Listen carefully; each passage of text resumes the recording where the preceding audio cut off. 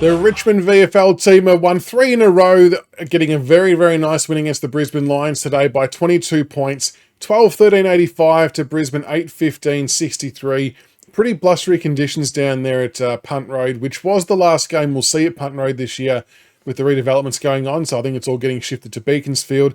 Big crowd turnout. Obviously, the Josh Smiley debut. Everyone was there to see how he was going to go.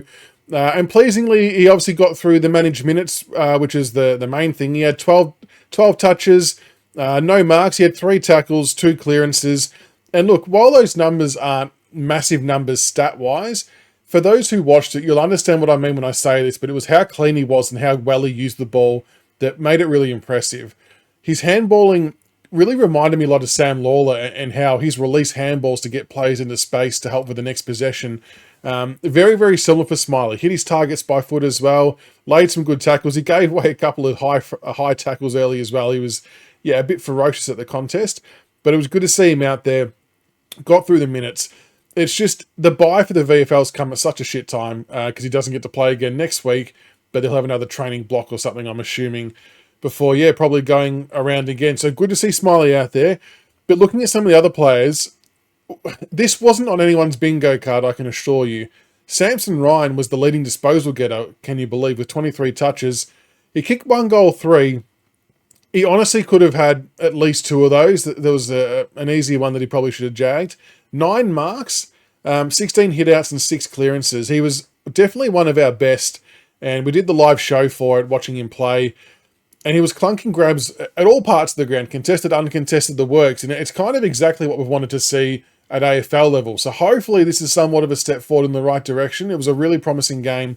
Did miss some targets here and there around the ground. But look, everyone's prone to doing that, so I don't want to hang blokes for it. But very, very good game from Samson Ryan. It's just a shame he didn't convert some of those other shots on goal. Tom McCartney, 23 touches. Al Noor, 21 disposals, was pretty good down back as well.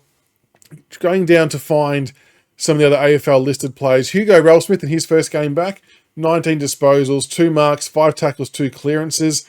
He played a lot more minutes than what Smiley did. And I think he's put his hand up to come back into AFL next week. We could definitely do with his pace and run and carry. But I thought he did really, really well. Jacob Kazitsky, 18 disposals, 8 marks. Did an okay job down back. Didn't do anything bad. Didn't do anything super duper good, which is not a bad thing, I suppose. Tom Sims, he kicked a goal. He had 17 disposals, 5 marks, 6 tackles, 10 hitouts. I'm really liking this guy. Marks the ball at the highest point, has a good level of aggression, crashes packs, can kick a goal. I think it was a snapshot as well on the run. He played on from advantage and got a nice goal. So I've got no doubt that we will see him at some point this year at AFL level. He's looking at a really good prospect. Campbell Gray again had a really nice match. It was only, look, the numbers might not say, but 14 disposals, 4 marks, 2 tackles.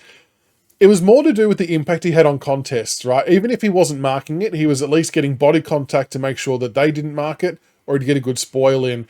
He has honestly really impressed me playing down as a defender at VFL level, and I can definitely see him making a charge to play at AFL level at some point.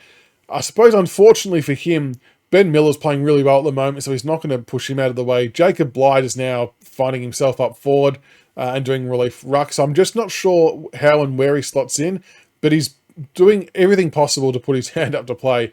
And next week, he could actually be partnered up with Noah Bolter, who comes back. Well, not next week because they got the bye, but maybe the following week, Bolter might have to play a VFL game before coming back into the ones, so he might be partnered with him down there, which would actually be really, really good to watch.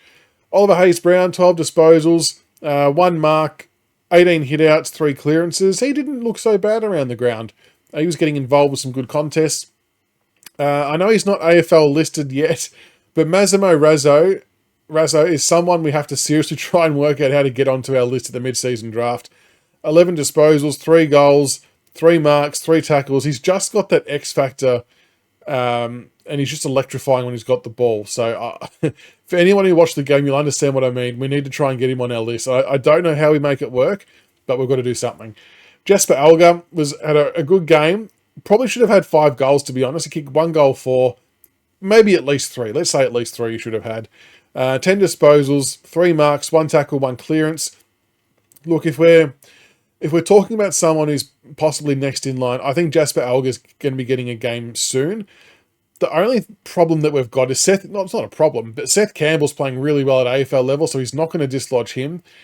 Steely Green's probably the one whose spot he would target, but Steely's not doing too much wrong either. It just comes down to, do we think Alga might offer more? I'm not too sure.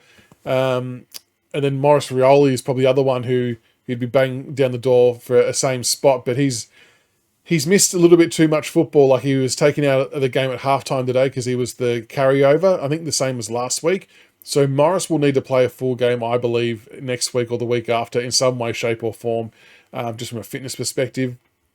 Jonty Faull, he had 9 disposals, 3 marks.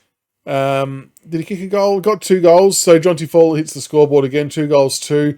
What I love about Jonty Faull, and Sims for that matter, is they just smash into the packs. Like, if they're not going to mark it, neither is their opponent, which is a really, really important trait to be able to have.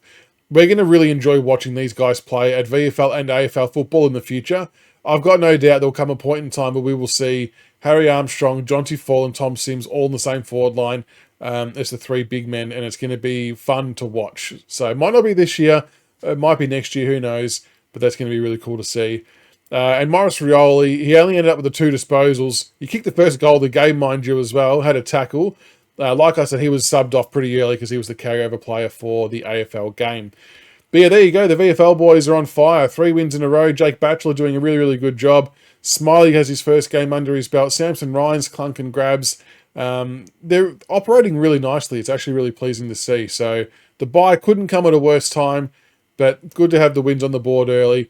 Let us know what you think in the comments below. Did you watch the VFL game? Were there any other standouts that you thought were worth a mention? Yeah, it's going to be really cool to keep watching these guys play. But make sure you like and subscribe for more Richmond content, and I'll see you for the next one. Go Tigers!